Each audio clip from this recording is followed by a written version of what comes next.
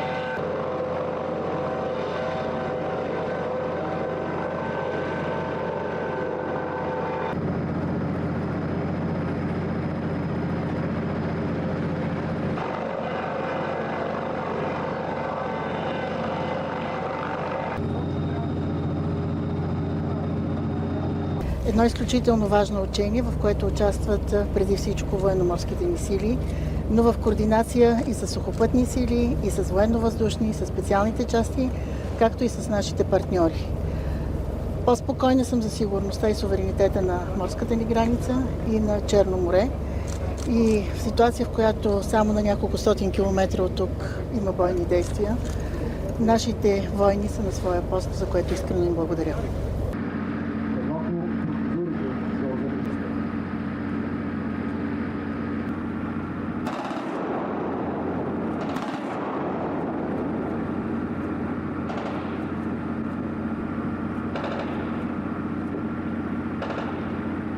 Чисто военната част на учението премина така, както очаквахме.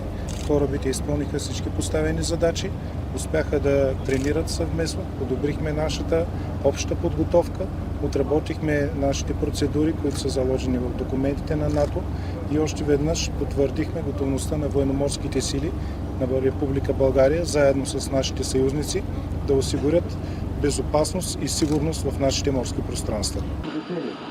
Получено средството за радиолокационно наблюдение на кораба, тяхното приоритизиране и изделоказване на оръжието и физическите средства.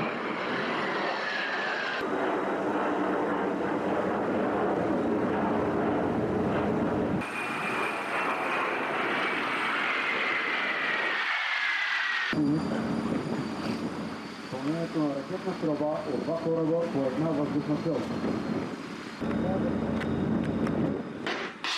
Организиране на последния етап от противовъздушната отбрана на кораба. Стандартни видове артилерийски стрелби, както и повишаване на практическата.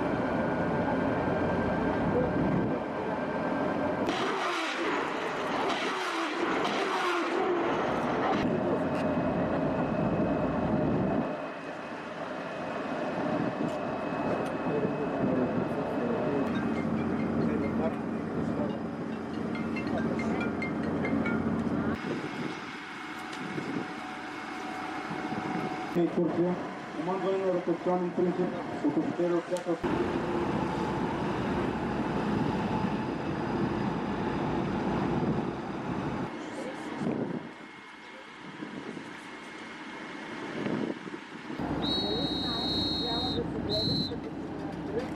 Алло.